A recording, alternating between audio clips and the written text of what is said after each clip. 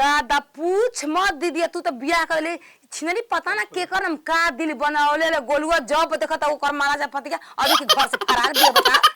हैं हम ओकरा के कहां जो हमरा ये नहीं के बुझात अरे हमारा लड़का के 3 महीना 13 में ओकरा के समझेले कुछ समझेले बना के खाना रखब कब दे दे अपन भत्तार के खाए खाती कोई हम काहे के दे सासु में ओकरा हाथ गोड़ नहीं खे हैं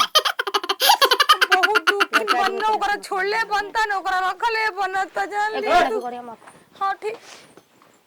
कहां एक छोड़ दे तो बुआ तू वाले हमके चाहिए गोलुआ हमके गोलुआ चाहिए कौन गोलुआ रे